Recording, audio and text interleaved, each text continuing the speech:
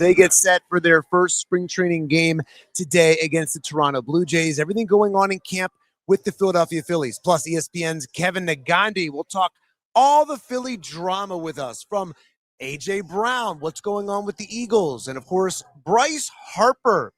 That elite comment, is it still lighting a fire under Bryce Harper? We're going to talk about that. Plus, to trade or not trade Joel Embiid. We're going to get into the Sixers with Kevin and much more today on Bet Parx Saturday from the sportsbook at Parx Casino. So let's start with the Sixers today. We're going to start right there. Sixers 4-point favorites in New Orleans tonight. Joel Embiid will miss his fourth straight game against the Pelicans. He is out with that right knee injury management and right shin soreness, according to the Sixers. Now, the Sixers have lost 7 of their last 8 games without Joel Embiid. And I would tell you this, it is crazy to me that more people are not talking about this. It is time to trade Joel Embiid this offseason. It is just time. It has run its course. And I know Nick Nurse said that maybe if it was the playoffs that Joel could go right now, but this entire situation with Joel Embiid has run its course. He's in, he's out, he's in, he's out. Do we know if he's playing? We're not sure. It's taking a toll, not just on the fan base. Forget how I feel. Forget how the fans feel. It's affecting the players. Tyrese Maxey's talked about it. VJ Edgecombe has talked about it. The entire team. Nick Nurse, okay, before they flew to New Orleans yesterday, Nick Nurse had a team meeting, talked to the guys about, I get it. I know it's a challenge not having your best player and not knowing when he's going to play, because they have to play different styles. Guys have to play different positions. And Tyrese Maxey's talked about just the challenge of playing a different way, night in, night out. You don't know if you're going to have your big guy. And, of course, they're without Paul George. So he's played so many different roles in Maxey that it's just causing a problem. And the Sixers just aren't playing well right now. And I know a healthy Joel Embiid is one of the best players on the planet. He's been an MVP. I get all that. And I'm not saying that Joel Embiid cannot play, but tell me another team that has their franchise superstar in and out of a lineup this often, this frequently, and they go on to win. Okay, this Sixers team, remember, has not gotten out of the second round of the playoffs since Allen Iverson's run in 2001 when they went to the NBA Finals against the Lakers. There's no other team out there that has their superstar in and out of a lineup for a decade like this, because it's been like this since day one, and they go on and make the NBA Finals, let alone win a championship. It's over. It's just over. And maybe it's dramatic, and maybe I'm being over the top, or I'm not trying to give this, over the top take, but it's just a reality of the situation that the Sixers just cannot win like this. And yes, if Joel Embiid is healthy and he's playing well like he did before the trade deadline, yeah, he's great. But I still don't think you're winning. Even when Joel Embiid is at the top of his game, I still don't think you can win with him. They can't close out games. We've talked about that. They turn the ball over a lot. Who are you giving the ball to with 5 seconds to go, down 1? I just don't think you can win with Joel Embiid. And it's not just an opinion. I think it's a fact. Okay, and to sit here and believe, okay, it's going to change, and this is going to be different. What makes you believe that this run this year is going to be different? I'm not confident in that. And I would say the Sixers don't sound confident in that. And if you heard them this week, last week, Maxey's talked about it multiple times, and you could sense it's wearing on the Philadelphia 76ers. It's wearing on the players. It's wearing on the coaching staff. They have to play different ways. They don't know if Embiid's playing day in and day out. And to believe that they're going to flip a switch when Paul George comes back with 10 games to go from his suspension, and Joel Embiid is just going to come right back as well, as he's in and out here. Like, we don't know what to expect. Even if he gets through this current situation, we don't know what to expect playoff time. And by the way, are the playoffs even guaranteed? I would think so. But, I mean, it's not as if they're the top 1 or 2 teams in the East right now. So I have a huge issue with what's going on, and it's just run its course. And the players feel the same way. Here is VJ Edgecombe, Tyrese Maxey, Nick Nurse, and all the guys just about how much this Joel Embiid, as he's missing his 4th straight game tonight in New Orleans, just how much of a taxing toll it's taking on this Sixers team right now. Take a listen. We miss Joel. I'm gonna be honest. We miss Joel. It's just that simple. He's a walk-in 30 points. You know, we miss Joel. He's a big presence. He requires so much gravity. So now all the attention is on Tyrese, and we got to make his job easier. You know, so obviously, I'm gonna be honest. Obviously, we miss Joel, bro. Like, I think, I mean, like I say, when he's on the floor, he's the best player on the floor. Between him and Tyrese, they're the best players on the floor every given night. We're on the floor, so I mean, obviously, we miss him, bro. It definitely is. Definitely is. You know, we're playing multiple styles of basketball. And that's why I said for myself, like a couple of games ago, like, it's weird. You know, I done had a successful year, but I played 3 different roles. You know what I mean? And that's difficult, but, you know, it comes with it sometimes. And that's not an excuse that you can use. You know, you got to go out there, whoever we have out there, and try to win games. Like, we're in the game. We have chances to win. Joel is a huge part of the offense. I mean, taking someone like that out of the team, and you definitely get to see a huge significant change. But I think without him on the floor, we try to play a little bit fast, try to move the ball. So like not having Joel there is just completely different, you know, because he's a huge part of the offense. So we just try to play a little bit faster, move the ball, get on the floor quicker without Joel on the floor. I think that's pretty obvious, right? Offensively for us, I think that changes. You know, we've talked about it really changes the spacing out there, right? And that's, you know, but again, we've shown we're capable to run better offense. We got to make plays, man. We got to make plays. Guys got to make plays. You just got to go out there and be aggressive. Don't be, nervous or scared to make a play or make a mistake. Be aggressive, man. Go out there and just play. I got to be more aggressive. Got to make more shots. Got to create. I got to create even more. That's all it is. Just got to create even more, be more aggressive, and make more shots. And I kind of go pick and roll with Joel. It's easy, man. You can just hit Joel in the pocket, and he's going to score. And they can't guard. No one can guard him. So, yeah, I gotta be better. That's it. Simple. I gotta be better. I gotta make more plays for my teammates. And we got to play a little faster. We got to attack more. Just coming up the floor, I think. You know, Tyrese, obviously, VJ, Q, Kelly all have the ability to come up the floor and hit the paint and draw 2 defenders just initially. We got to get some early offense so everything's not a grinding late shot clock type of situation, because that's just putting yourself in a tough spot. Yeah. But his health is more important than anything.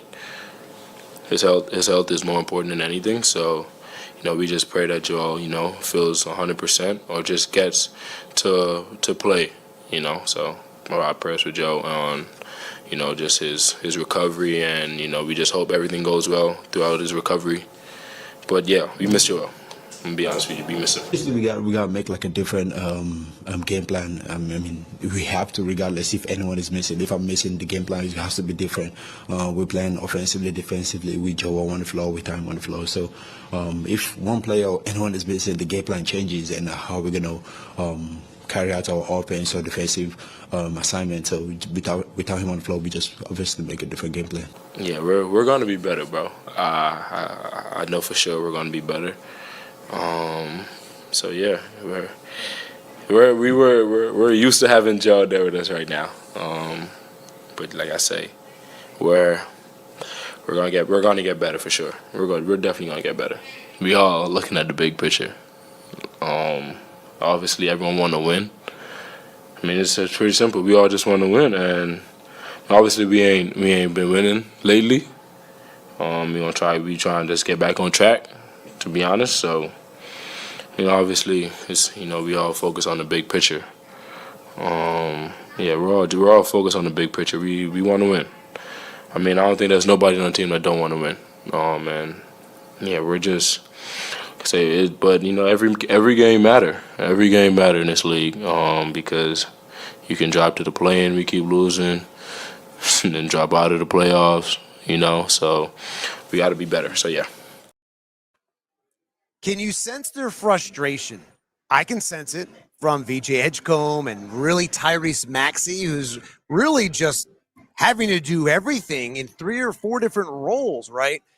This is not about whether Joel Embiid is an amazing player. It's just not. It's just about availability and championship construction. I just don't think they can win with him, and I think it's proven. It's not that he's not a great player. It's not that he's not amazing. It's not that he can't take over a game and score 40 points. He scored 40 points the last time they played against New Orleans.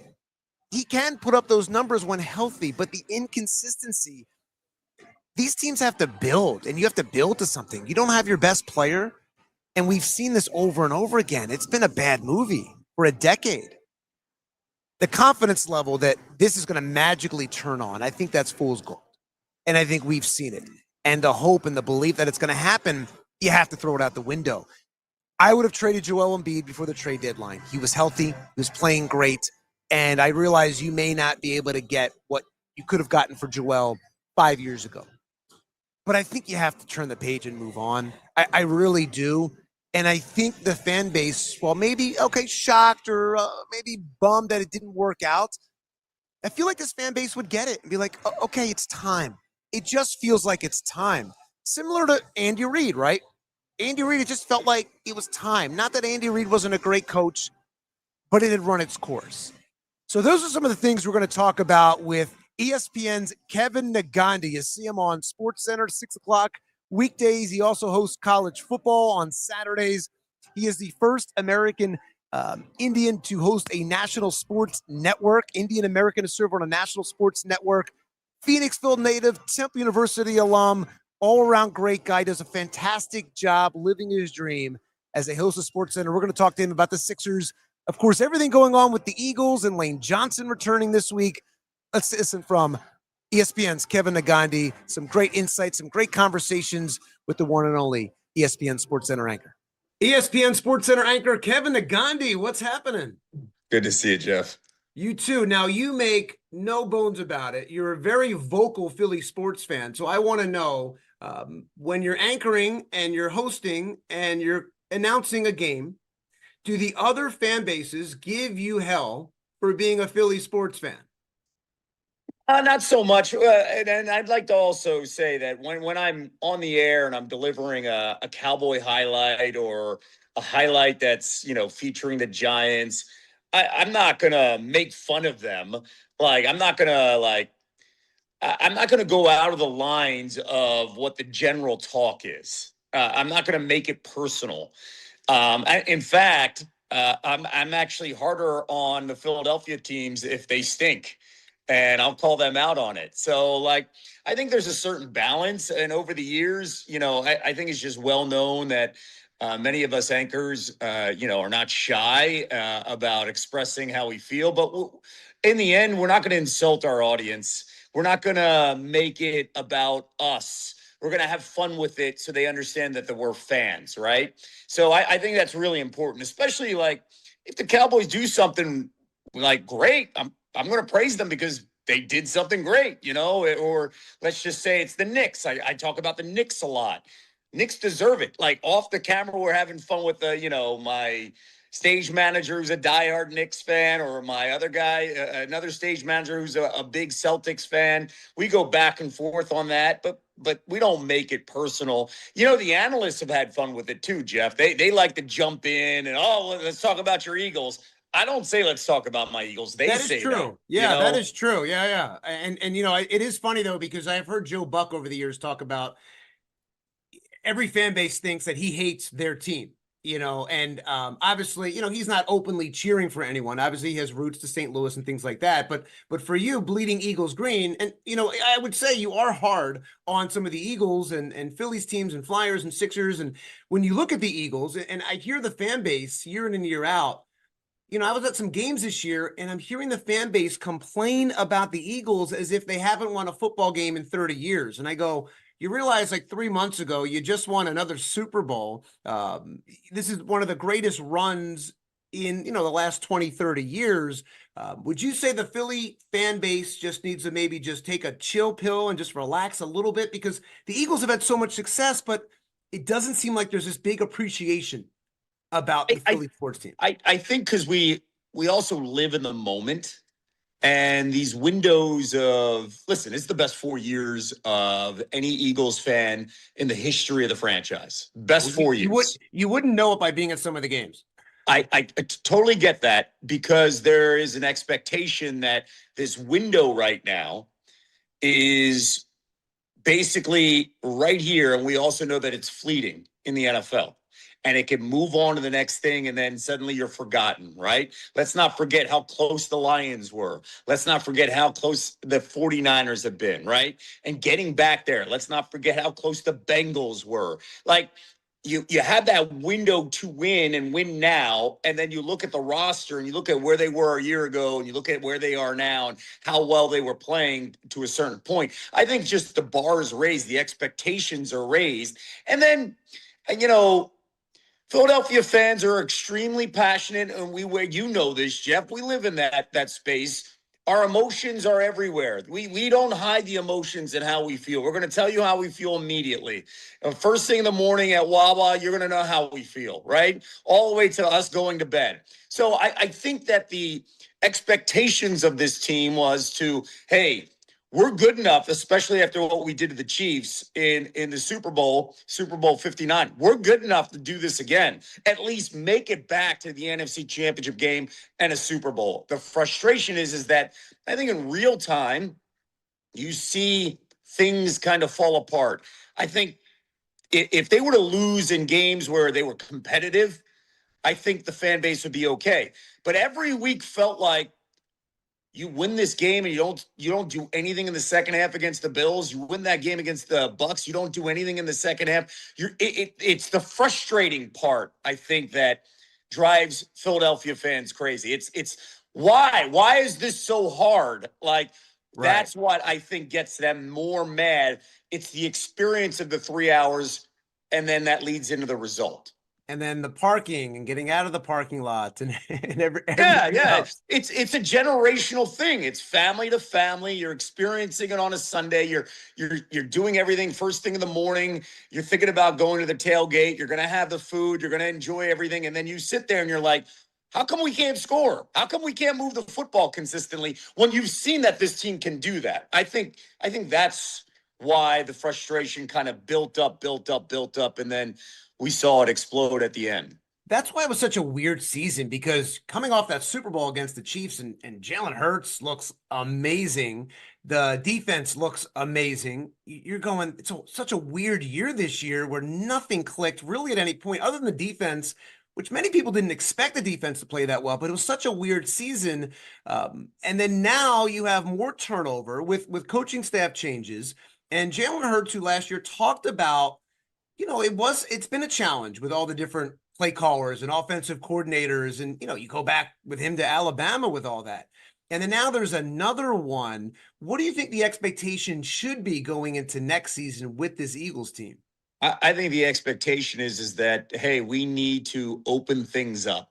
We need to actually have some variety in this offense. That means you got to play under center. You've got to kind of get uncomfortable. You've got to do things that you may not like. You've got to let go a little bit. And we've got to expand the playbook aside from hitch routes. We've got to be able to throw across the middle, 20 yards down the field. I think a lot of that stuff plays a role here because there's an evolution of the NFL. And guess what happens? Listen, defenses get enough tape. There's smart defensive coordinators. They can anticipate. Robert Saleh talked about that after that 49ers playoff game. They knew it was going to happen. They saw it. The Eagles became predictable. It's time to get uncomfortable. And I think Jalen actually is open to hard coaching as long as he respects the coaching. He's the son of a coach. So he's never had a problem with that. It's just, does he see eye to eye? Does he respect that you're trying to get the best out of him? And I think the message this offseason has been, hey, Sean Mannion is running this offense. We believe in him. It may not work immediately, but we see the big picture with him long term. And I think that's the message sent to everybody in the building, as well as to the head coach, as well as to the quarterback. We're going with Sean Mannion's belief. We see what he's done. We see that there's a bright future with him. We're going to build around his concepts. And to me, the message sent by Jeffrey Lurie and Howie Roseman is, hey, this is what we're doing. get on board because everything constantly changes in the NFL. And if you don't adapt, you're going to be left behind. Yeah, and it does seem like this window is still open. I still look at this team and go, kind of like the Phillies, like, this team, the Eagles, they're a Super Bowl contender, I think, at least on paper, where you go, okay, offensive line gets healthy. Lane Johnson coming back. That's big news this week. You have a new offensive line coach. What's that dynamic? And okay, can Saquon Barkley have that big breakout year like he had, in the Super Bowl season? So I just think the window is still open with this team. You have a lot of good young players. Without question. And let's not forget that offensive line wasn't healthy all season long, and that was the number one strength that the Eagles had during their Super Bowl run. Yeah, and that domino effect of that, and the way changed everything. Was just really a disaster. You brought up the Bills game, not scoring a single point in the second half, and nothing was just going right. And that's kind of like, where it all starts, right? And so you do believe that, man, this team, if you can just figure out this offense and everyone can just get along and we can just put the kibosh on the potential drama, A.J. Brown and Jalen and coaches, and this team could be, going back to a Super Bowl. I know that. I think that's what really frustrated Eagles fans. I think that they were banging their head on what we just won a Super Bowl. How come no one feels good? How come everybody's still upset? Like, how come AJ is voicing everything? And by the way, some of the things AJ said post game after wins, they turned out to be true later in the season, right? Yeah, I don't think anyone's going, hey, AJ, you're wrong for feeling that way. But I would tell you that it's probably not conducive to be airing it out in a passive aggressive tone on social media. Now, that's just without question. I agree with you. That's just me. Okay. Is it probably not the best way, but at the Super Bowl, leading up to the Super Bowl this year, he's done a bunch of interviews and different things like that. He's been on different podcasts and he's like, hey, Philly's home. I love Philadelphia. And he made it sound like he does want to come back, and how that plays out. I mean, do you think AJ is on this team next year? I don't think Howie Roseman wants to trade AJ Brown. He's too valuable to the team. And he's too valuable to the offense. And then when you look at the market and you look at the wide receiver market, A.J. Brown's at the top. So we would need a wide receiver to help Devontae Smith. And they still haven't found a legitimate third wide receiver. And Dallas Goedert's future's up in the air. So while you're bringing in this offense, you better have wide receivers that can catch the ball that you could trust. So I don't think Howie Roseman wants to move A.J. Brown. Now, if A.J. Brown doesn't want to stay, he's saying all the right things right now. If he doesn't want to stay, the problem will be the value of A.J. Brown is probably at its lowest when you're asking the market, right? Because they're going to be like, well, his numbers are down and all that. So you may not be able to get a first-round pick. So the justification of moving A.J. Brown will be an interesting, I think, dilemma for Howie on what value you're going to get back. I can tell you, teams like the Patriots, teams like the Bills, teams like the Chargers, teams that desperately need wide receiver help, they're going to make phone calls to Howie Roseman. Just, hey, let's kick the tires. Are you interested or not? I don't know if that there's a market where you're going to get a first round pick. Could be on draft day when a GM realizes, okay, I'm not going to get my wide receiver. I didn't get my wide receiver in the free agent market. I need to make a move now. But as of right now, I think A.J. Brown stays. It sounds great, of course, as long as they can work it out and he's not airing his grievances on social media. Let me ask you about the Sixers. So obviously this Joel Embiid thing, I just don't think, as much as an amazing talent as he is, it's just not working out, I don't think. And Tyrese Maxey talked about it multiple times over the last week, just the different lineups and the changes. It's hard to play when, Paul George is out and Joel's in and out. Would you, as hard as it is to even fathom, would you move on from Joel in the sense of going, okay, do you trade him, even though you don't really want to because he's such a generational talent, but you just can't win with him? Like, what are we doing here? I think the challenge, we'll learn, of course, a little bit more this spring.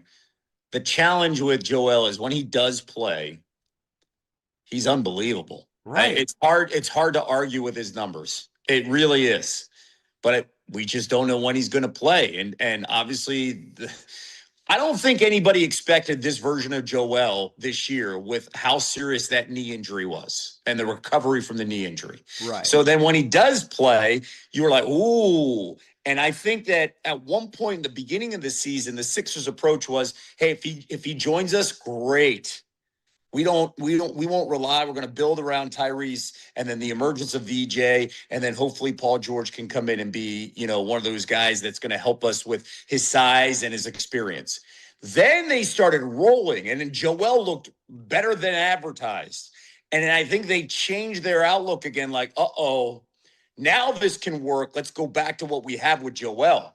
But in reality, what Tyrese is talking about is that the accountability of, can we have him in the lineup every night? If not, then we have to have a better idea of, do we have him this week or not? And I think that plays a huge role here. And to me, Jeff, the biggest question is, can you play Joel in 4 series, 5 to 7 games per series? And that is a question I don't think anybody can answer. I don't even think Joel can answer, because we're not there in April.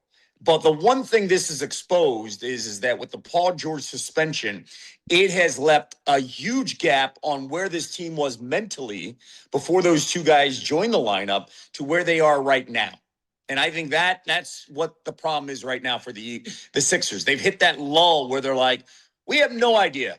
Are we on or off? And I feel bad for Tyrese. It's a lot of minutes, man. A lot of minutes on his body to try to figure things out. Is this going to be Joel night or not? And that could play a role mentally on that grind. Yeah, and he's had to play different roles like night in, night out. And that's why, as hard as it is, I would move on from Joel, because you just don't know what you're getting every night. And there's not another team out there where your so-called stud star player is in and out of the lineup, and you never know if he's playing day in and day out for a span of a decade. And you just go, you just can't win like this. Like, there's no other team that wins, in my opinion, from what I've seen, the NBA Finals with this just inconsistency. And then you have the emergence of, as you said, VJ Edgecombe, and you go, wow, this Edgecombe and Maxey, the Sixers' backcourt of the future, that's your nucleus. And Maxey, the last year and a half, has emerged, in my opinion, as a superstar. So you go build around these two guys. Yeah. And just go, okay, can we get some, can we get some in return draft picks, things like that, and just go, we love Joel, what he can do for us when he's on the court, but this touch and go, it's just not working. Now, listen, I agree that you got to build around Tyrese and VJ. The question is that, and I know this is not fantasy basketball. What's the trade market like for Joel Embiid? Like, it's easy to say, do you move on from him? But every team from the outside is going to be like, wait, you want us to take on that salary and we have no idea what we're getting? Right. And we have no idea over the next 3 years, and we're paying him a guaranteed amount of money. And I have very little. So we may not, you can't justify, I think, what you're going to get in return, because a team's going to be like, I'm not giving you a first-round lottery pick, potentially. I'm not giving you something tangible when I can probably put together a package for a big man and go after Giannis, right? Like, I think that's the challenge here in all of this, that each passing year. Now, who may be movable? Paul George may be movable in the offseason because he's got only 2 years left. Then you could see and talk to somebody and be like, all right, I can envision 2 years. We got a window. We'll do that. I'm not sure you could do that with Joel right now. You talk about a window. The Phillies look like they're still in a window here. There's been this narrative and people upset in Philadelphia and Phillies fans that they're running it back as if it's a bad thing. And I try to go, okay, well, they try to get Bo Bichette. I feel like they've upgraded in right field. Some people don't believe that, but I feel like they've upgraded in right field. Yeah. And then they've tried to address some other things, but I go, they're a team that has won 96 games, 95 games, and you have a bad week in October, of course you're done. Like, what else would you want them to do? Your take on the Phillies situation, obviously it's been a frustrating few years, being bounced out in the playoffs in October in a first round. It's ridiculous. But what is your take on the Phillies? Do you feel good about the Phillies, or are you kind of going, I'm going to wait and see this year? I know they're going to be a great regular season team. I don't want my heart broken in October. I think the latter. It's hard to It's hard to see this team where I think, by the way, I'm with you. I think Garcia is an upgrade in right field. It's hard to see what this team is going to be like if the top three guys don't hit, because you still don't really have an answer at cleanup. You don't have, the cleanup hitter that I think that Bryce Harper needs to protect him. And Bryce Harper hasn't had anybody protect him for years. Well, see, I would put JT there, or I would put Adolis Garcia there. See, Garcia could be there, but we don't know what we're going to get with Garcia. So I'm with you. The problem is that they have not had any solution in figuring out what you're going to get specifically at that fourth spot behind Bryce Harper. And to be honest, like when you watch the Dodgers series, Shohei didn't beat us. Actually, I think the Phillies did an incredible job. Against Shohei, right? Who beat us? A handful of other guys. Mookie didn't beat us. Freddie Freeman didn't beat us. Teoscar beat us. A handful of other guys beat us. And that's what gets me with the Phillies lineup. After the top three, if those three aren't hitting, you need somebody after that to step up. And those guys did not step up in the previous series, in the last series that we saw. And that's been a huge theme. They've had some holes from 4 all the way down to 9. And when you run it back with the same group of guys, the big question is, what has changed? Now, I'm going to tell you this. I also think the big three of the Phillies need to hit at least one of them. You're paying them all that money, but they're allowed to have a little bit of a break there, and you could have at least somebody in the bottom part of the lineup carry something. And the Dodgers, to me, all their other guys, you have superstars across the board. All their other guys actually took pressure off their superstars because they carried them in a game or two, or potentially in a series. And then eventually you start to see the stars emerge and get more comfortable. And the Phillies don't have that. And that's the frustrating part. When you run it back with the same group of guys underneath Harper, that's the concern for me. Yeah, ironically, as much as Phillies fans have criticized JT Realmuto and Alec Boehm, they were your two best hitters in that Dodgers NLDS series. And everyone's like, these guys, people were starting to go, I don't want JT back, and we're running it back and this and that. But I would tell you, and I don't care what Bryce Harper said as far as that I'm not motivated by this not elite or, elite comment. He wore the T-shirt, and whether he was joking around or not, as an ultra competitive guy, I would think this guy, and whether Dombrowski did it on purpose or not, or it was just a slip, or he did whatever it was, I think Bryce Harper is going to have a monster season. Not necessarily because of that, but I believe there's going to be some motivation, within him there. I think Bryce holds himself to a certain standard regardless. I think he's just upset that, Dombrowski aired it out, but I actually don't blame Dombrowski for saying it. But at the same time, this could benefit the Phillies. I think Bryce is one of those guys is fully aware. He wants to play at an elite level. He wants to. There's no like, I'm going to mail it in. There's nothing about mailing it in from Bryce. And so I agree with you. I think he's going to have a monster year. I think right now we're just bored, and we'll forget about this in April and May. Maybe we forget about it if a contract extension is being discussed.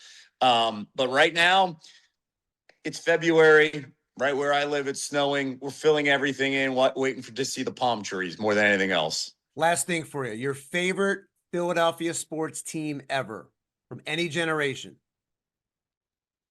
Wow. That 83 Sixers team, I was 8 years old, always plays a role. That 2018 Eagles team, man, that was pretty special, man. Especially what they went through that season, losing Carson, finding a way, and the underdogs. So I would say basically the 83 Sixers. And listen, I'm going to go with the titles too, 2008 Phillies, because that group was so special. And of course the 2018 Eagles. But if somebody were to ask me the team that never won, that's your favorite group I know where you're going. I know where you're going. I think I may throw a curveball to you. I think you're going to think 01 Sixers. No.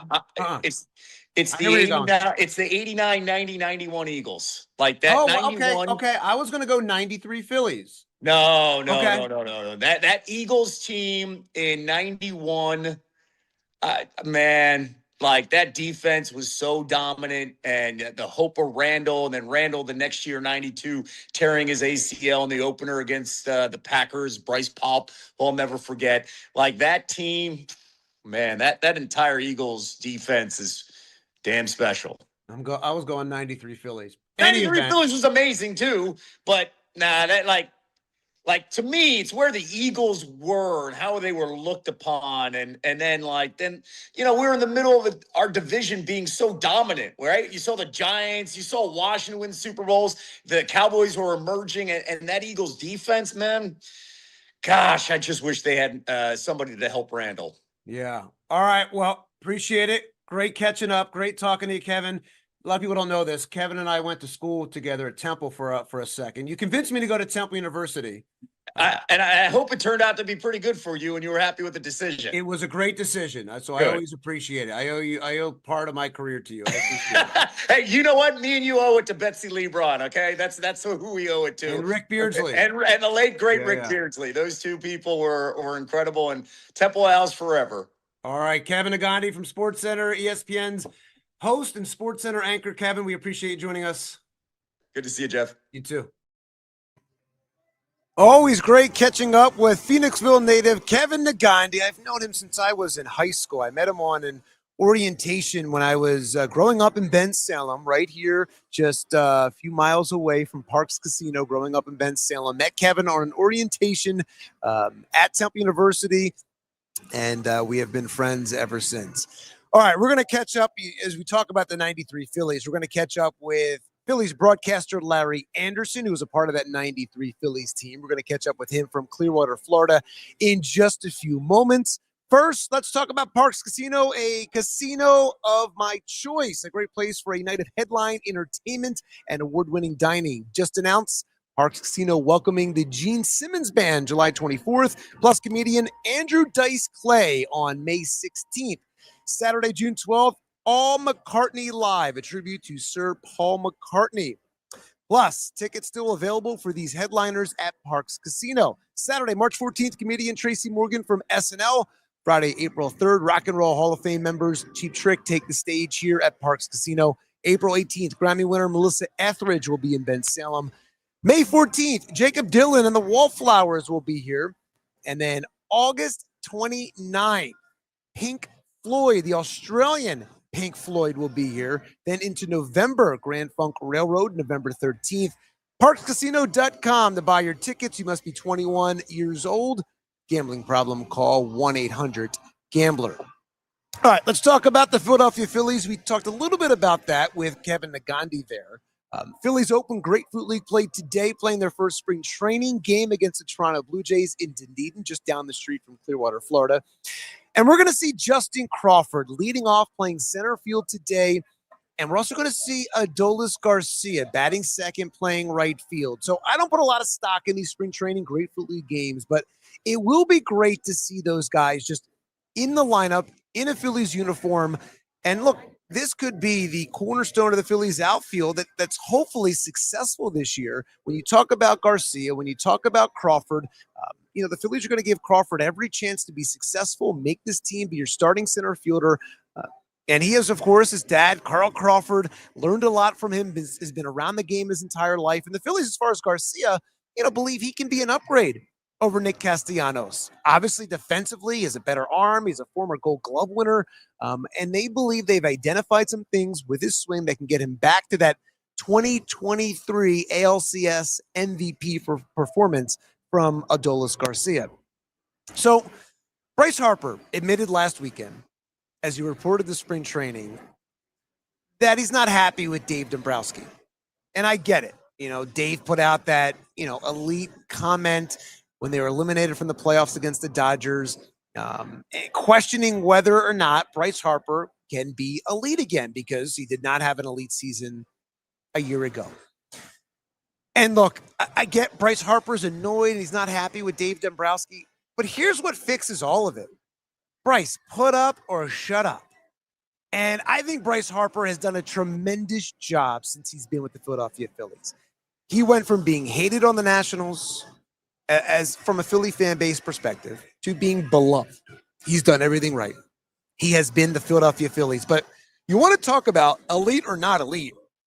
His numbers last year were not elite. Look at this. Averaging 261 during the regular season, tied for 66 in Major League Baseball. 27 homers, tied for 38th in Major League Baseball. RBI, 75, tied for 68. His OPS, tied for 24th. Decent numbers, but not elite. And let's not forget, he was terrible in that divisional series against the Dodgers. He was awful. He hit 200, no homers, no RBIs, and they're eliminated in the first round of the playoffs. And I get that Bryce is annoyed with Dave Dombrowski questioning whether or not he can be a lead, and he believes it should be something maybe they talk about internally and things like that. And I get that Bryce doesn't need Dave Dombrowski to come out and say and question whether he can be elite to motivate Bryce. But I'll tell you what, this is going to motivate Bryce Harper. This will. And whether Dave Dombrowski meant to put it out in there in that press conference, maybe it was taken out of context, or maybe it was blown out into a bigger issue than it really is. Maybe it didn't need to be said. Maybe it did need to be said. Because this Phillies team, they are, you want to call it running it back. And I have no issue with them so-called running it back, because Bryce Harper and Trey Turner and Kyle Schwarber and JT Realmuto, they need to put up in the playoffs, because the last handful of seasons has not been good enough in the playoffs in October, okay? Bryce Harper, for him to say he does not need this to be motivated, that's baloney. That's absolutely baloney. Maybe he was joking, but I don't think he was. He wore that not elite t-shirt a few months ago during a hitting session, and he posted it on his social media accounts. It bothers him. Whether he was joking or not, it bothers him. And the greatest competitors, the greatest athletes in the world, they always find these little things, much smaller than what Dave Dombrowski put out there. So I think Bryce Harper is going to be extra motivated. I think he's going to respond to the pressure about going, okay, you don't think I'm going to be a lead again? Well, you watch this. I think Bryce Harper is going to have a monster season, and I think he needed this. I do. And I do. And I don't care that he says I don't need to be motivated. Again, I think it's baloney. I think he will be motivated. And by all accounts, Bryce Harper has come into spring training. He looks excellent. I think he's going to be hungry and motivated. And this team, they're bringing back their manager. They're bringing back that same core. I mean, you have guys that are making hundreds of millions of dollars at almost half your positions. On paper, you're one of the best teams in baseball. I think Bryce Harper is going to be electric this season, get back to the Bryce we saw a few years ago. Listen to how Bryce Harper comes into camp. This is what Rob Thompson and the Phillies are saying about Bryce, about what he can do for this team, as this team believes they can finally finish the job, not only get to the World Series, but win the World Series and have another parade down Broad Street. Listen to this. I just know his mindset is he wants to perform. He loves playing the game, and he wants to perform for himself, for his teammates, for the organization, and for the city of Philadelphia. So, and with the way he came into camp, the shape that he's in, we got to keep him healthy, and I think he's going to have a huge year. Does he look maybe a little more bulked up than last year? I think he looks like he's in great shape. I don't know whether it's more muscle or leaner or what it is. He looks in great shape. Yeah, I mean, obviously we're expected to win the East. I feel like it's like that every single year. I'm not saying we're going to, but we're expected to do that. I want to. This team wants to. Obviously, the Mets got better. Getting Freddie Peralta and a couple other guys on that club. I mean, the Braves are going to be really good again this year, getting a lot of their guys back. They're going to be healthy. And so, I mean, obviously I feel like the East is a juggernaut. So just got to go in and play our game, understand we're a really good team, and go from there. Same for the last 3-4 seasons. I feel like we have the pieces. So I know it's not necessarily the new toy and all these things, but we're more than capable of winning the whole thing, and just got to execute at the end of the year. And had a great season last year. Fell a little short to a really, really good team. one play here or there, and maybe we move on. So that's how it goes at the end of the year. I think it's, I've said it before, it's really hard to win. And that's why winning's so important, so much fun, is because of how hard it is. And we just got to put ourselves in another good spot like we did last year, and come out on top. This is a team that is very capable of doing what we want to do at the end of the day, and that's holding up a World Series trophy, right? Like, there's so many different integral parts of winning a World Series, and there's so many great characteristics about what we have here, and that the capabilities there, right? Like, you look at our pitching staff, you see our offense, you see the way that we play defense. Like, it's everything's there. It's just at the end of the day, we just got to do it, and it's not like saying that that's a given thing. I think that's the biggest thing is, there's no excuses, right? Like, it doesn't, at the end of the day, it's just going to have to come down to us to be able to keep pushing every single day to get in a position, one, to be able to hold up a trophy. That's us getting into the playoffs any way possible, winning the division, which is a goal of ours every single year. And if it's not that, finding our way into the postseason. And, it's just, it's what we all dream about, right? Like, everyone envisions going down Broad Street, having that parade. It is what it is. And for us to have to come over, to overcome whatever it is throughout a year, and to be in the postseason and put ourselves in good positions to win baseball games in the postseason is what it all comes down to. And just there, you heard Kyle Schwarber talking about it, that they dream about this. Well, as I said about Bryce, it is time to put up or shut up. And I know the fan base, there's that frustration out there that, okay, you're running it back, and that whole thing that's been made of this team hasn't done much. I don't think they do need to do much. You have all your superstars. They just have to perform. And I almost feel like the Phillies fans have said, I feel like we're running it back, almost like a coping mechanism to say, I'm not going to go all in, full board on this Phillies team. It's time to prove it. And that's why I say it is time to put up or shut up with this team. And we're months away, right? We're months away from October. We have an entire season to go here. But the expectation is that this Phillies team can win the East. I think on paper, they're the best team in the division and certainly one of the best teams in baseball. And if they just do some of the little things right, remember, they kept Shohei Ohtani in check in that divisional series against the Dodgers. Shohei Ohtani didn't beat him, as Kevin Negandhi talked about.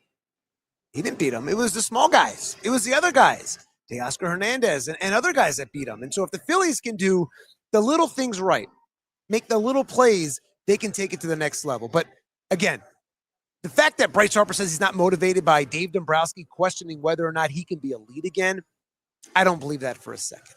Every great competitor finds any little edge, and this is certainly a big thing that has been thrown into the air all offseason. And Bryce could have put it to bed, right? And he didn't want it to be an issue going into spring training. I think that's nonsense too. If he didn't want to deal with that, he would not have worn that T-shirt and posted it, wearing that not elite shirt during one of his workout sessions and posted on his social media accounts. You want it to go to bed, you're not wearing that. And maybe he's trying to be funny, whatever it is, but that's going to open up a can of worms. Bryce is a smart guy. This team is going to go as far as Bryce Harper takes them. And I think he's going to have a monster season. So let's get more on the Philadelphia Phillies. Let's check in with Larry Anderson. Played 17 seasons in Major League Baseball, including the final 6 with the Philadelphia Phillies. He was, of course, a part of that great 1993 Phillies team that went to the World Series against the Toronto Blue Jays. He does a great job as a Phillies radio announcer now. We're checking in with Larry Anderson from Clearwater, Florida. Phillies broadcaster and former reliever Larry Anderson. What's happening, Larry? Just enjoying the sunshine, which I don't want to get in trouble by saying that because some people might take offense to that back in Philly, and I understand that. Well, what's the weather in Clearwater right now? Rub it in for us. It's probably close to 75 here on the beach, but it's windy. You poor thing. Yeah. You poor thing. When I would ever come down there and I would have a jacket on, and I'm doing TV stuff, I'd have a jacket on. People back home would just be, killing me. And I'm like, well, sometimes it's cold down there in the morning. Yeah. It's like 50. And, in your head, when you're down there, you want to, feel that warmth. There are some days in the morning or at night where it's not as warm as people make it out to believe. A couple of weekends ago, they had snowflakes in Largo, which is the next town over south of Clearwater. Wow. And we had, I think 2 or 3 nights where the wind chill got down in the 20s, which is rare. And down here, it's a lot of times it's windy, at least on the beach. A lot of Clearwater is windy. And you get a sustained 20-mile-an-hour wind and it's 49, 50 degrees, it's freezing. And you tell that to people back at home when it's 17 with the wind chill of -6, they don't want to hear it. But it's cold here at times. Yeah, no, I get it. All right. So I think people at home want to know, what is the mood around this Phillies team right now? Obviously coming off the last couple of years, coming up short in the playoffs. It seems like this team is built again to make a deep playoff run. But what is the mood within the team? Is there confidence? Is it fiery? Like, what would you say things are, where things stand right now? I would say probably more than anything, more business-like. Saying that, we've got some things to do. We got some things to take care of that we haven't been able to do in the last couple of years. And I think in that mindset of going out there and saying, you know what, we're just going to put our nose to the grind, put the pedal to the metal to the pedal, whatever that is, and just get after it. We have things to do. We have to show people that we can get deeper than we have been in the playoffs. And what do you think it'll take for that to happen? I mean, is it sometimes just the way it goes and, the phrase of it's just baseball and that happens? I mean, what do you think it's going to take for this team to get over the hump? Because, on paper, you have guys that are making hundreds of millions of dollars almost across the board. It's arguably one of the best teams in baseball. It's just been that thing in October.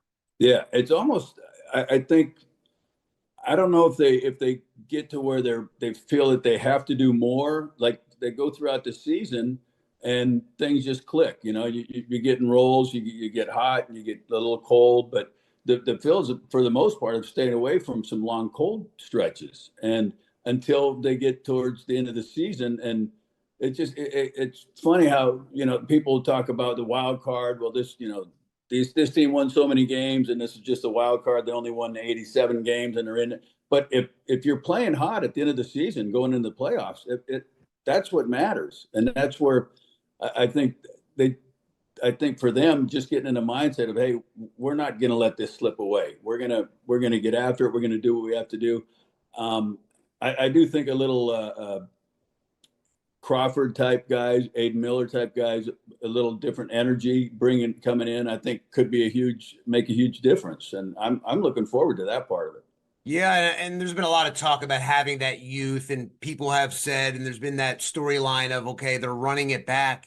And I kind of say, well, what do you want them to do? I mean, you got Bryce Harper and you have Kyle Schwarber and JT. I mean, what would you want them to do when you look at this lineup?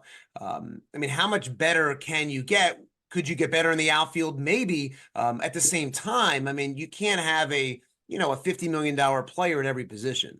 Right. And I think that's one of the things where I think people get a little frustrated that they didn't do more. But I think one of the things they're doing, it's going to be a better defense. I think all the way around, Turner had a great year defensively. Stott is a close to a Gold Glover. To me, in my opinion, he should have won at least one so far.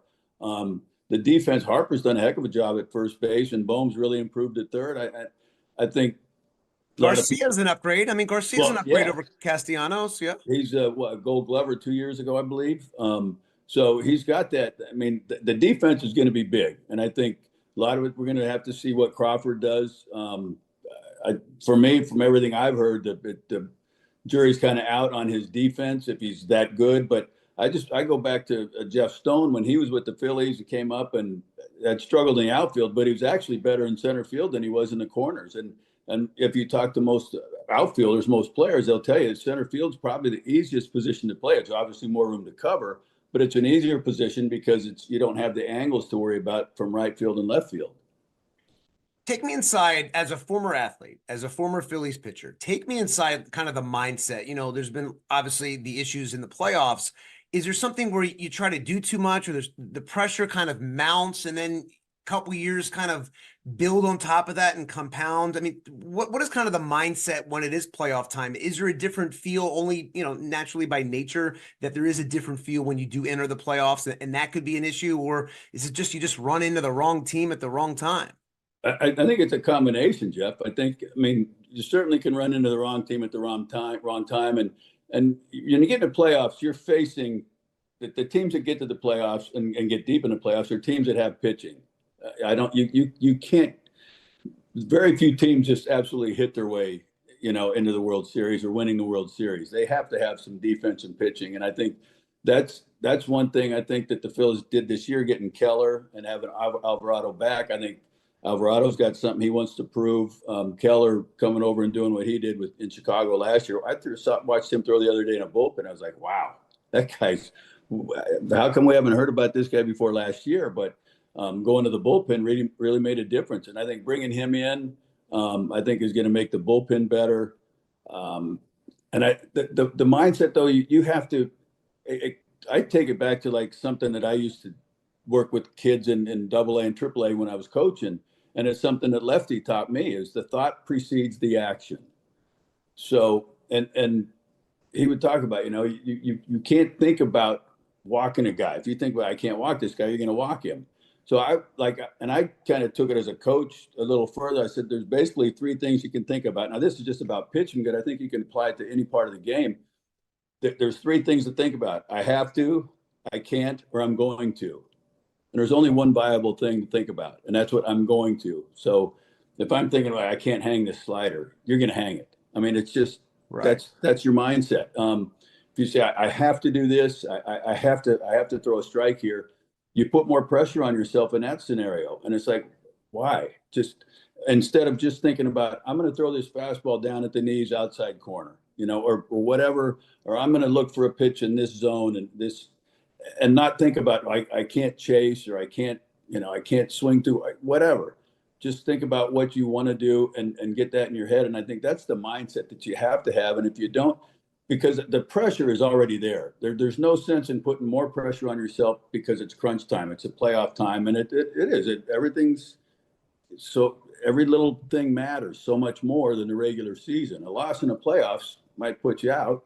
A loss in the regular season is just a loss in the regular season. It doesn't really mean as much. Not that you don't care about losing, but I think that mindset, and I think guys have to understand, especially young players, I think, have to be able to feed on that. I'm just going to go out there and do what I can do. I'm not going to try and do too much, which you hear a lot about, but it really comes down to that. Just let me just do what I'm capable and think about along those lines. That has to be easier said than done, because I imagine, especially as a pitcher, you're on that mound, you're on an island. There's people, whether you're at home, yelling, booing, cheering, the pressure, and then you compound it with, okay, what has transpired the last couple of years, not getting over the hump. When you have that team to do it, I imagine that is a lot easier said than done to just block that out and just focus. And now you have a pitch clock and things like that, where you got to rush things. I think that the pitch clock makes it a lot tougher on the pitcher. I think or there's less time to think. Could it be the other way where there's no question? But I don't. For me, and one of the things I kind of grapple with a little bit is the hitter gets a timeout every at bat. Why can't the pitcher get a timeout once an inning? Why can't he have 30 seconds to step off the mound and walk around and, I got to get this back together. I got to get my head in the right spot. You don't have that luxury with the pitch clock, and the hitter gets it. Why can't the pitcher get it? And that's just a pet peeve of mine. But I think it does make a difference. So let me take a little more time and think about what I'm going to do here, not what I can't do, not what I have to do, but what I'm going to do. And you don't have that luxury. I mean, you got 20 seconds if somebody's on base, or 21, whatever it is. But that's still not a lot of time. But I think that makes it even more important about understanding how the thought precedes the action, of thinking about just what you're going to do. And if you can get in a habit of doing that, when I would tell the kids in AA in Reading when I was coaching, it's like they'd come off the mound. I said, "How many times you think that?" They're like, "Once." I'm like, all right, well, that's all right. Next inning, go out there, do it twice. Do it 3 times to try and get in a habit. I mean, you got to create habits. It takes a month to create a habit, a real habit. So continue doing it. And if you start it in spring training, or start just like when you're playing catch, as a pitcher, you're playing catch, pick a spot to throw to. Every time you throw the ball, get in your head where you're going to throw it. Whether you're throwing it to the guy you're playing catch with, throwing it to his shoulder, to his hip, to his middle of his belt, whatever it is, get in the habit of doing that. And I think it would make a big difference. That's one thing I think there's not as much emphasis on in pitching nowadays. It's velocity and spin rate. I'm like, what do you guys do for command? Well, we don't really have analytics to tell you how to command the ball. Well, okay, That's interesting. You got to figure something out, right? What are you going to do? So I think that's something I would love to see. And I'm not saying that they don't talk about it, but I would like to see more or hear more of what they're doing to help pitchers with their command. Speaking of pitching, this rotation, you lose Ranger Suarez, but it is still, I would say, one of the top pitching staffs in baseball. What are your concerns? Or I would say, are you concerned about this rotation at all? Because, Zach Wheeler's not going to be ready for opening day. Aaron Nola's coming off the worst season of his career. And you hope that Jesus Luzardo and you hope that Christopher Sanchez, you're going to have dominant years again. But do you have concerns with the rotation, or do you go, this is still one of the best in baseball despite losing Ranger? I think it's still one of the best rotations. I really do. And having said that, my biggest concern is health. A lot of guys have come back and been fine after the thoracic surgery like Wheeler had. And now he might start a little slower, but and I think they're going to take their time with him doing that. But especially when he comes back, I think that rotation Sanchez was number 2 in the Cy Young. Yeah. It's incredible. And I don't think he's going to get any worse. Luzardo yesterday was yesterday was unbelievable. And talking to him, I actually got to play golf with him yesterday, and he's feeling really good. And I was telling him, I said, you outside of your hiccup last year, you're right there in the Cy Young contention. And he goes, well, thanks. And he said, that's where I want to get to. I want to, and having that thought of just thinking about being in the Cy Young contention, that's a positive thing that you take out there with you and with his stuff. I think he's just going to get better. And you have to have that mindset. I think as a pitcher, as a team going into the season, going into spring training, your thought should be, we're going to win the World Series. For some teams, is it realistic? Probably not. But if you don't go in there with that mindset, you've got no chance. So even if you think you're going to be in the playoffs, you go in there thinking we're going to win the World Series. You have to have that mindset. And I think this team, they've had it for a couple of years. They haven't gotten it done, but I think that they do have the mindset that's their goal. Yeah, and I imagine with the rotation, bringing JT Realmuto back, he helps with that, setting that tone. And I realized last year during the regular season, his stuff at the plate diminished as far as hitting's concerned. But in the postseason, he was their best in that series against the Dodgers. JT was their best hitter. And I know he wants to have, obviously a bigger year during the regular season, but can you put into words just what he brings, not only to the pitching staff, but this entire team as a leader, as really that rock behind the plate? The biggest thing I think he brings, at least for the pitchers and probably for a lot of them, is confidence. They're confident in what he's doing back there. And some guys like Halladay, he was more of a cerebral pitcher. He knew what he wanted to do, and he would call his game. But he got to the point where him and Chooch they're on the same page all the time. And if you go out there as a pitcher, and having had catchers who, to me, weren't maybe the smartest guys in the world. Who? Name them. I can't do that. I'm joking. There's I will say, like Craig Biggio, he was my catcher in Houston for the first couple of years. And he was kind of like, he was young, and the inexperience made me feel like I had to think more about my pitches. And at that time, I was throwing more than just a slider and a cutter. I was, mixing 4 pitches in, and so you have to think a lot more. and especially with the pitch clock and with nobody on, you have to have trust in that catcher. And I think that's the biggest thing for Real Muto coming back is the confidence that these pitchers have in him calling the game, where they can just concentrate on throwing the pitch that he calls where they want to, instead of thinking, okay, what I throw, trying to think two pitches ahead or even just one pitch ahead. You have more, you're thinking about that. And the more you have to think about that, the less it takes away from where you're going to throw the ball. A lot has been made about the whole Bryce Harper elite, not elite situation that went on with Dave Dombrowski at the end of the playoffs when the season ended. Right.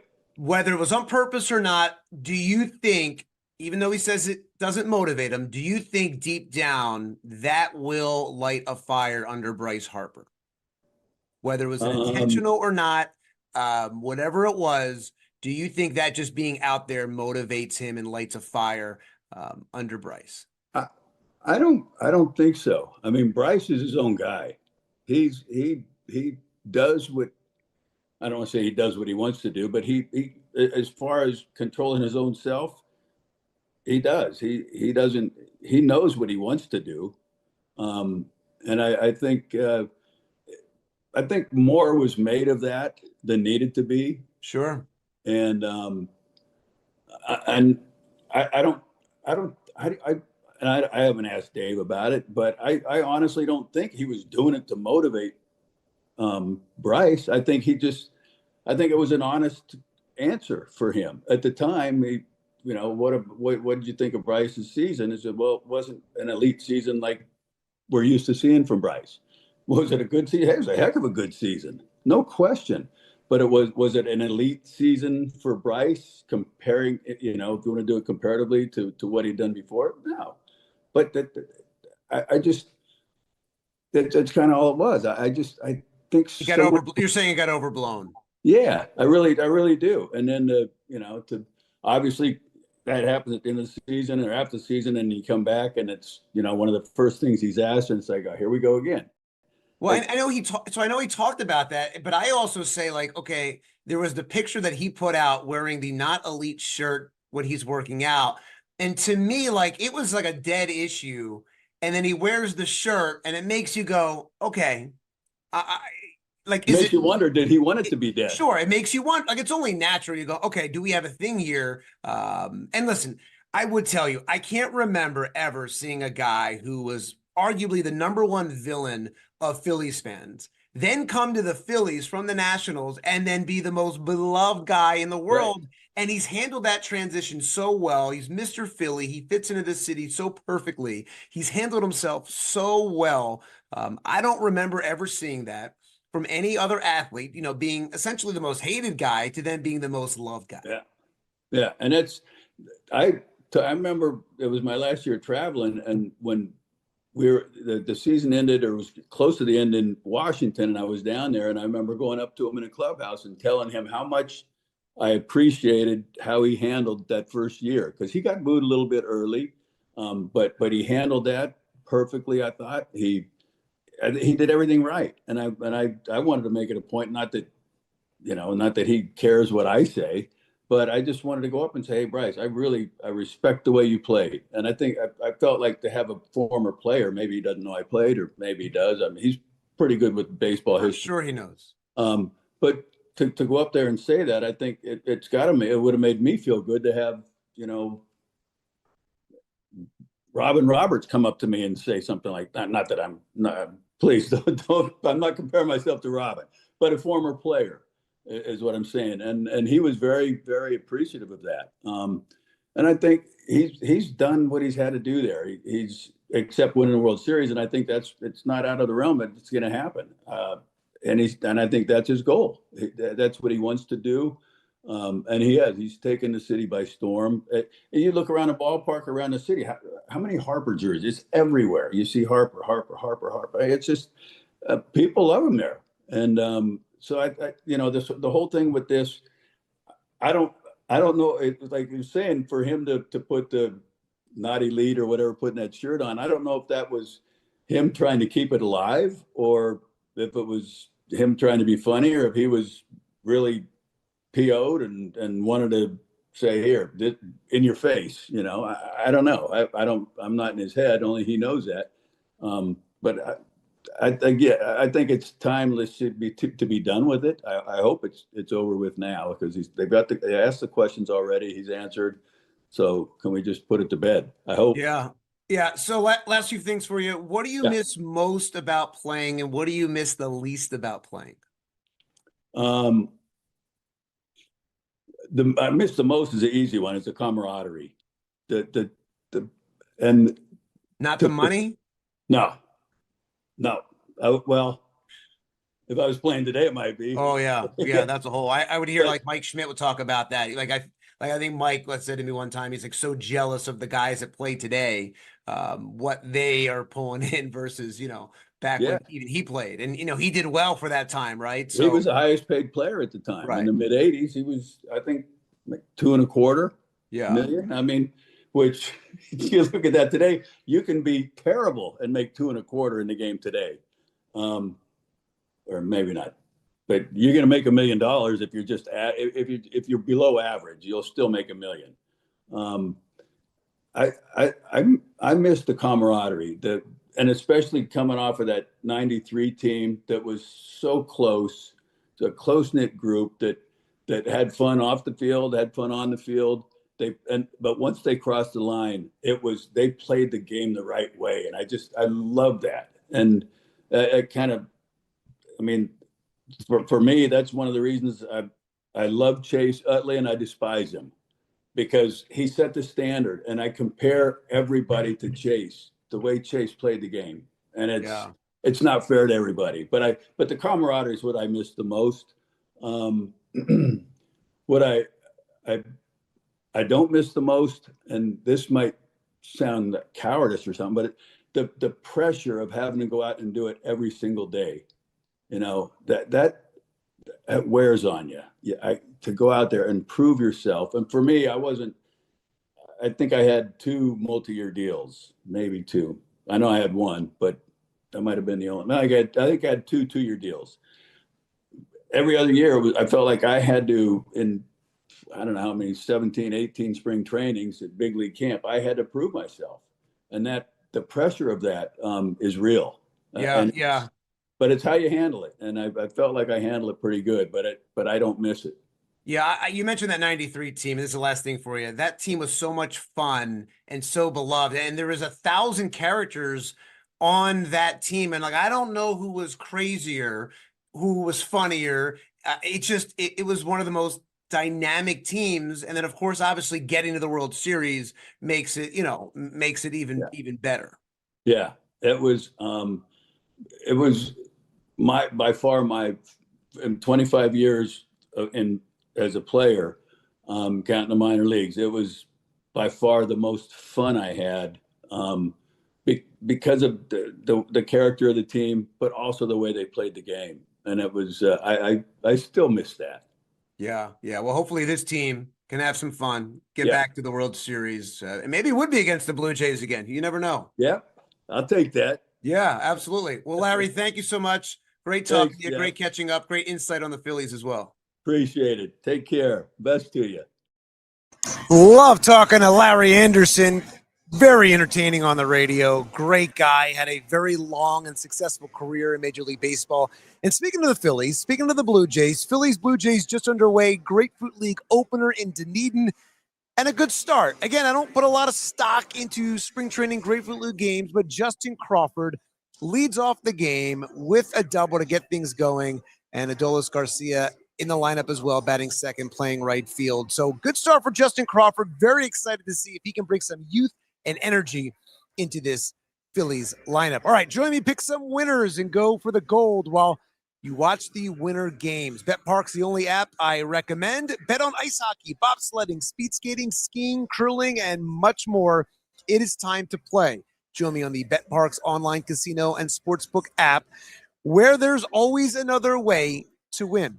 Right now, new casino users score up to $1,000 bonus pack in their first 24 hours, plus get 250 bonus spins on Good Heavens or Little Demon Mega. Collect over the course of 10 consecutive days. Yes, 250 bonus spins. Play all the hot slots like Huff and Puff, cash eruption, and much more. With the Parx online casino and sportsbook app, you can play real casino games for real money. Blackjack, roulette, craps, much more right now on your phone. It's that simple.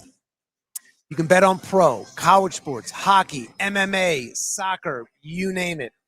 Parx online casino sportsbook app, check it out, where there's always another way to win. You must be 21 in Pennsylvania, New Jersey, Maryland, or Michigan.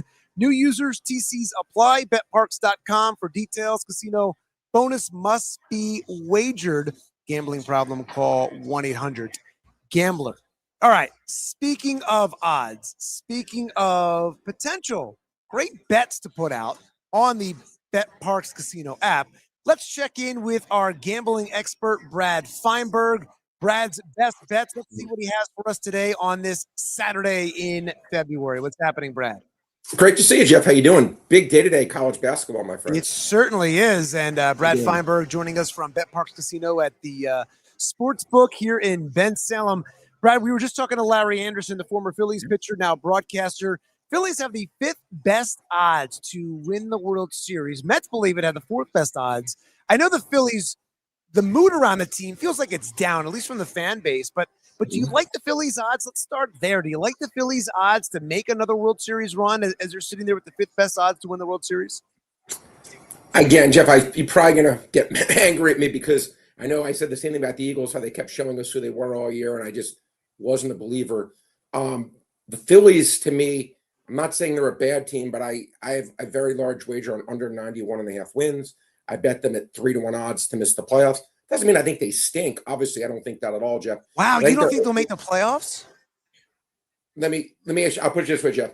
I think they'll make the playoffs if I had to guess, but getting 3-1 odds, I don't think they make the playoffs 3 out of 4 times. I think they're maybe more like 60% to make the playoffs. Maybe they make it 3 out of 5 times. In my opinion, I certainly don't think they make it 3 out of 4. I don't look. Let's just be objective, right? Let's look at last year's Phillies team versus this year's Phillies team. Let's see what has fundamentally changed, right? Last year, for almost the entire year, they had the best pitcher on the planet. Okay. He's not, I don't know what version of him we're going to get this year. No one does. Is he going to come back to being the best pitcher in baseball again? No one's ever come back from this injury. He'd be the first one to come back successfully. No one has. Maybe he will. I hope he does, but I can't count on that. Then I say to myself, literally probably the 2nd or 3rd best pitcher in baseball last year was Christopher Sanchez. I would say, is he going to be, I'm not saying he won't be great, but will he be a top 3 pitcher in MLB again? Maybe. Right. But it's hard to expect someone to be that good. I mean, unless you're, I guess Paul Skeens, I'd say it with. Zach Wheeler, I would have said it with if he hadn't gotten injured. But for a guy that's only had 1 great year, don't know if I could put him in the top 3 again in all of the sport. Then I say to myself, Ranger Suarez was terrific for this team. Where are you going to make up for losing him? And I'm just like, I think people just are sweeping under the rug some of the things that have happened that are not great for this team. Doesn't mean they're not good, Jeff. Doesn't mean they can't be great. Doesn't mean they can't win the World Series. I'm just saying, I think they're more of an 85-win team, in my opinion, versus the 90-win team they're being priced at. And I just think it's getting a little bit too much respect, Jeff. So I'm not quite as high on the Phillies, Jeff, as maybe the lines makers are, but it's actually gone down. I bet under 91.5. It's down as low as 88.5 their season. Really? Wow. So, that kind of shocks me. Yeah, that's interesting. They've been one of the big teams that professionals have been betting against because they probably think what I'm saying, that this is a team that just has question marks that weren't, that where are they going to get those innings from Zach Wheeler they had last year? Is Aaron Nola completely done? Now, the other argument you may say is, Brad, Aaron Nola was always great. He had 1 bad year. Let's give him some grace. How do we know Aaron Nola is not still good? And that's a fair point. Or he could just be shot, and every start out there is going to be like last year where he was more or less batting practice for the opposing team. All right, let's get into the Sixers because like you're down on the Phillies. I'm down on the Sixers. They are 4-point favorites tonight in New Orleans. No Joel Embiid, but the Pelicans are awful. Do you like the Sixers tonight? I tell you what I do like, Jeff. I bet a prop in the game. Andre Drummond averages around 9 rebounds a game, playing 20 minutes a game. I project him to play around 28 minutes a game. Okay. Don't need my Michigan education tell me, well, it's about 40% more than 9. So do the math on that. And that takes me to over 12 rebounds a game. I bet over 10.5 rebounds for Andre Drummond. I thought that number was about 2 rebounds too short. So over 10.5 rebounds, I think is a good prop bet in this game. The game itself, it's interesting, Jeff, because all these teams are trying to lose except the Pelicans, because they actually traded their first round pick away. So they're like, well, even we win, it doesn't really do anything for us or against us. So we can actually play Zion Williamson. We could play Trey Murphy. We can actually try to win the game without repercussion that's hurting our draft spot. The Sixers, Jeff, just when I started to get excited, just when I started to maybe buy in a little bit, I'm like, you know what? Maybe Joel is coming back to never going to be the MVP. I know that. But maybe he's coming back to being at least a top flight player. And the second I let myself fall for a little bit, it's like Charlie Brown with the football when he goes to kick it and they move it away. And I'm like, man, yeah, this is just who they are. That's why at the start of the show, first thing out of my mouth, basically, I'm saying you have to trade Embiid. And I'm not a big over these hot takes, but that's why I say you have to trade Joel, because enough's enough. This has been going on 10 years. The players have talked about it. Tyrese Maxey, they sound exhausted from it, and it is exhausting. And I'm not saying it from just a frustrated fan's perspective. I'm saying it because it's affecting the team and the players, and there's not another team out there ever, in my opinion, that has a superstar player that is in and out of the lineup and then magically appears playoff time and they go win the NBA Finals or any other championship in any other league. It just doesn't happen. So that's why I say you just got to move on. Not that he can't be a great player, but the inconsistency, the in and out of the lineup is just not working. First of all, Jeff, I agree with you 100%. Not 99. But the only I will say, different sport, but kind of would say it kind of did happen this way. Now, it wasn't one player. But the Dodgers, if you followed the Dodgers last year, Blake Snell missed almost the entire year. Ohtani didn't pitch for the last month of the season. I think it's someone else really good who was out most of the year pitching a while. Glass now didn't pitch the last 3 months of the season, and then he came back for the playoffs. They all came back for the playoffs, and they all pitched shutouts every freaking game. Every game was a shutout from Snell, shutout Ohtani, shutout Glass now. These guys were dominant, and they didn't pitch anytime during the season, really. But Dodgers only cared about the postseason. But again, that was 3 guys, baseball, different sport, Jeff. But I have to admit, NBA-wise, I don't think I could ever think of a situation like what you're saying, where a guy just was like a Jason Tatum this year, come back and gets the Celtics over the top, which obviously they're having a really good year. But would he just come back in the postseason and lead them to the promised land? Highly doubtful. I've never seen it. But here's the thing, Jeff. Who would trade for him? Well, so I had Kevin Negandhi on from ESPN, and we were talking about that as well. What is that trade market out there? And before the deadline, Dave, one of the ESPN reporters, Dave McMenamin, he was on, and I was having that conversation with him. This was maybe about a month before the trade deadline, and that is the question. But I know that he can be an amazing player and a great player, but you just can't win with him, right? And so it's a waste of another season. And so, are you going to be able to get what you could get for him 5 years ago? Of course not, right? But maybe there is a team out there that he can be, kind of like when the Sixers traded for Dikembe Mutombo in the 01 NBA. Yeah, that last piece. And that maybe you can get, a few first-round picks back and just go, okay, like this is what we're going to do, and move on. And maybe he is like that last piece where he could step in for a team.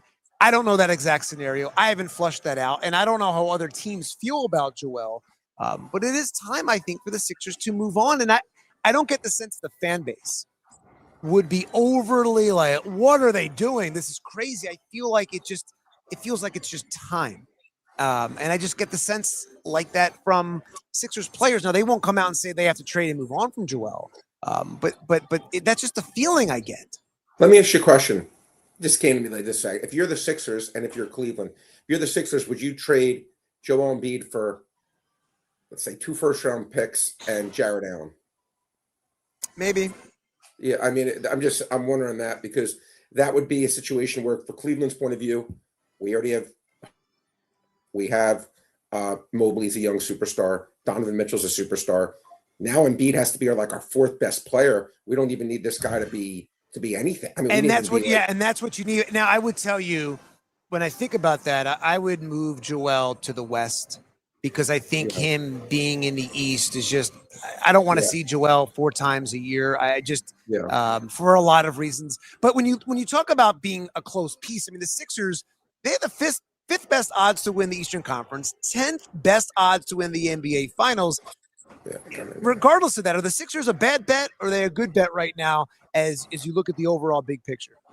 Well, I mean, it's like I always like to bet on things, Jeff, I can trust. And the Sixers to me is the definition of who was it? Was it the movie Tom Hanks? He goes, "Life's like a box of chocolates. You never know what you're going to get inside." Forrest Gump. Yeah, Forrest Gump. Yeah, Forrest Gump. To me, that's the Sixers, right? You kind of have to agree with that. Where I will say, on the right day, the right series, if this team was healthy, albeit like the Dodgers were when they played the Phillies and of course Toronto, I actually think this team can cause problems if everything was working perfectly. But to me, the chance of everything working perfectly are probably less than 10%. Yeah, and it's even a if it is long working shot. perfectly, Right? And even if it is, they're still probably not going to do it anyway. I'm sorry. So it's like 10%. It's even works healthy, and then just even if it is to get through, it's probably another 10%. So it's maybe 1 in 100 chance, and it's really going to be extremely difficult. But I do think that they were healthy, Jeff. It is a good team, but I was extremely disappointed that Morey opted not to improve the team. Well, I think he tried. So he said he tried, and there just wasn't a deal out there that would have used Game Changer or moved the needle. It's something like that. Well, wasn't that, and so like you can't force it, right? You can't just go, "Hey, I'm just going to make a move to make a move." If it's not there, if it's not going to move the needle, then Jeff, you don't do it. I always say show my work. I have proof there was a deal there. Proof that can't be argued. Irrefutable proof.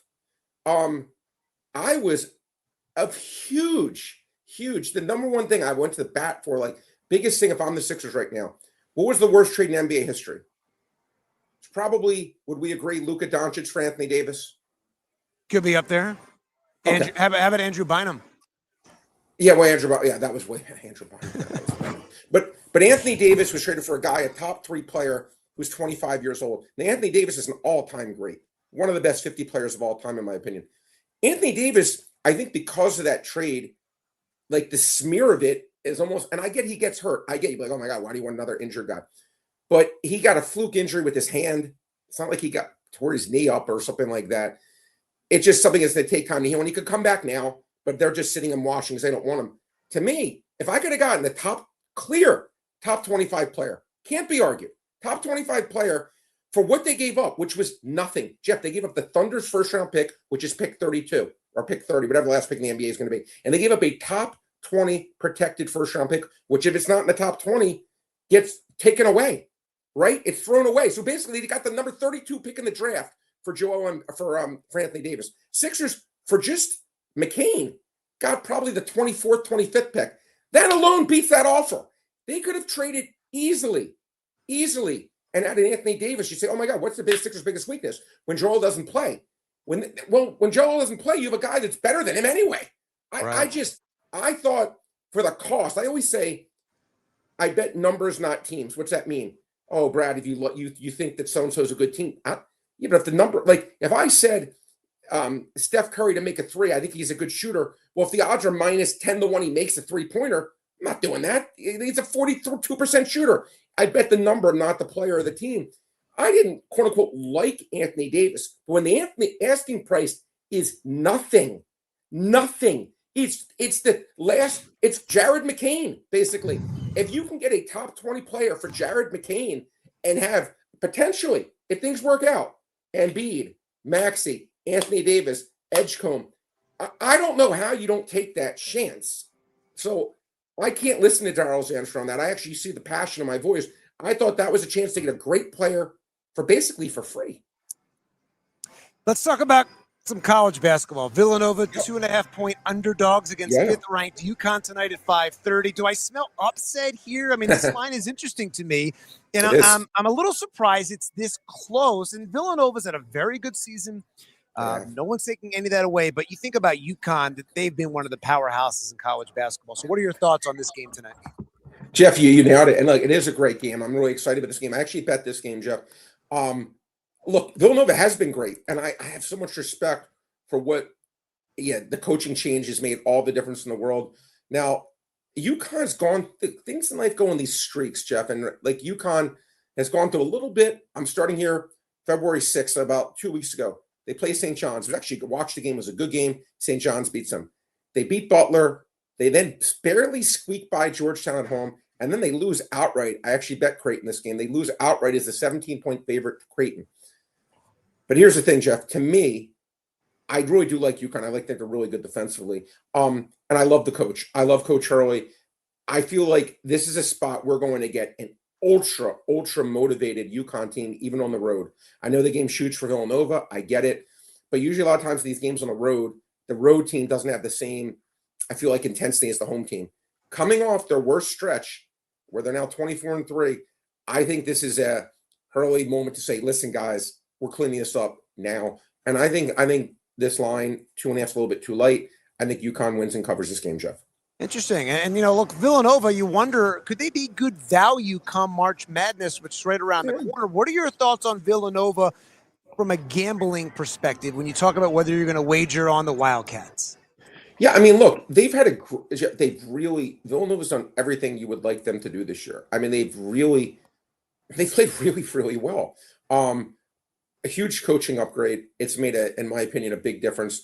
And they almost beat UConn actually when they played in Connecticut earlier. I think they lost in overtime, if I remember correctly. But they played really well. I think Villanova, in my power ratings, I have to look it up, but I bet I probably have them ranked right in the top 20, probably the bottom end of the top 20 would be my guess where I have them.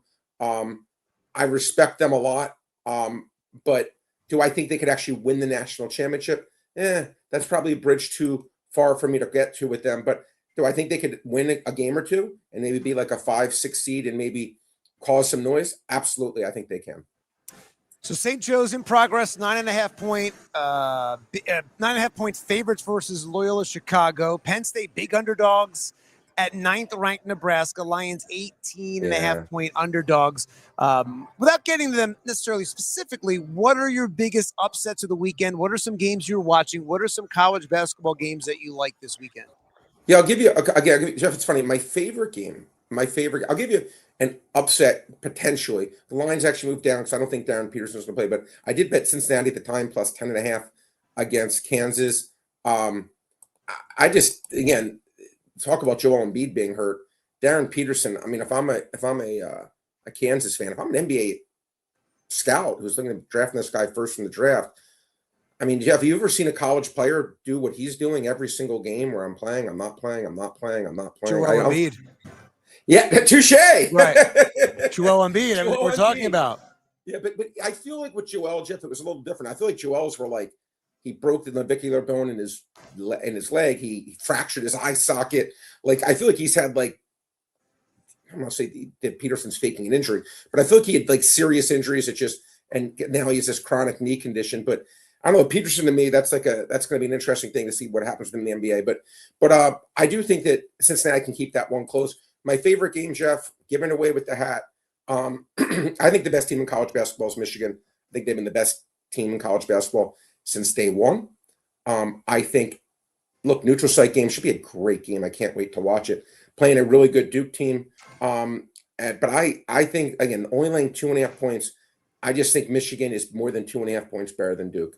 I really believe that. I think they're the best team in college basketball. I think they're going to prove it today. I think they win this game by about double digits. I really believe that. Call it like, 79-70 I'm going to go with. But I really do think Michigan laying only 2.5, what I basically just needed, what I think is the best team in college basketball just to win the game. I know it's against a great team in Duke. I get it. But I think Michigan takes care of it. Wow. All right, Brad Feinberg. And so last thing for you, give me some of your favorite NBA prop bets right now. Well, it's funny. Yeah, one of the I told you I did bet Andre Drummond. Andre Drummond, you told me about that, right? Over. And I think tough matchup wise, like we talk about matchups, Jalen Brunson was 26.5 points. He averages like 27. He's going against the third best defensive team in the league in the Rockets. So I kind of thought maybe that was a tick too high just because, again, matchups mean everything, Jeff. And Houston plays slower and they're harder defensively. I don't think Brunson gets his 27 today. And I do actually like I do actually like the Knicks, though, in the game, laying 3 points against the Rockets. The Knicks at home, disappointing effort against Detroit. I think they bounced back. Similar to what I'm saying about UConn. I think they bounced back and beat the Rockets today. All right, Brad Feinberg. Hopefully some of this insight here will help people win some money on the Bet Parx app. Brad, of course, Thanks, a great Jeff. follow on Brad's Best Bets on X. Brad, we appreciate the time on this Saturday here in February from Parx Casino at the Sportsbook. Thanks, Jeff. I appreciate you. Good luck to everyone out there. All right, you too. Great seeing you, Brad Feinberg. Again, a great follow on Brad's Best Bets on X. All right, let's end the show here. Eagles, lots of drama around the A.J. Brown situation. We talked to Kevin Negandhi about that. And last week we talked to Barrett Brooks about the A.J. Brown. The belief is that A.J. Brown will be here. Some disagree, some agree. I think that contract will be tough to trade. Hey, Carson Wentz's contract was tough to trade. Howie Roseman figured it out. If I really had to think about it, I would say that I think A.J. Brown is back. One guy that is coming back is Lane Johnson, and I think this move cannot be overstated. There are stars, there are Pro Bowlers, then there's Lane Johnson. If you want to understand just how important Lane Johnson is to the Philadelphia Eagles, stop looking at the highlight reels. Just look at the record. Look at this record. With Lane Johnson since 2016, they're 94-41-1. Without him, 15-28, including losing 5 of their final 8 games to end last season. And I think if they had Lane Johnson back in the playoffs against the Niners, they win that game because he is, even though he's the right tackle, provides so much protection, is an anchor on that offensive line. It is not a coincidence. It's not a narrative. It's the reality that Lane Johnson, as he goes, this Eagles team goes. And I know you think, offensive linemen, they're not that important. I remember interviewing Lane Johnson in 2013 when he was drafted. He was Chip Kelly's essential first draft pick ever made in 13. You just knew this guy was going to be special. You just knew it then. They drafted him really high out of Oklahoma, and he has just been beyond elite. He is a future Hall of Famer, and he was even playing at elite level at his age last season before getting hurt with the Lisfranc sprain in November. I mean, he allowed just 7 pressures, 0 sacks. At 35 years old, he wasn't just solid, he was dominating. And when he got hurt, everything fell apart. And I understand the offense wasn't this magical, dynamic offense, but his difference can't be stated enough. And when he got hurt, everything went wrong. The Eagles team, as I said, lost 5 of their final 8 games, including the playoffs. He matters on this team. What he does on the right side of the offensive line is second to none. It really is. And among the best to ever play the game, he's an anchor. And Nick Sirianni said it best to start the season that Johnson's one of the best players, not only as an offensive lineman, not only as a right tackle, but one of the best players, period, he's ever been around. Okay? Not just the Eagles, not just an offensive lineman, just best player ever. One of the best. And the importance of Lane to this team, you're going to see it next season. And look, they're going to have Landon Dickerson healthy. They're going to have Cam Jurgens healthy. And I think that was the difference this season, was that offensive line. And I know that Kevin Patullo took the fall. There was a lot of frustration with AJ and Jalen and Nick Sirianni. But the offensive line, and that's why Saquon Barkley had an off year. The offensive line, they weren't healthy. They weren't dominant. And having Lane back, even at his age, even as he's going to be 36 years old next season, he's a stabilizer. He's the guy that's going to help get this team over the hump. And I know it's not a sexy job as an offensive lineman, but it all starts up front. And we've heard it for years. It's the truth. And he's one of the best to ever do it. Ever.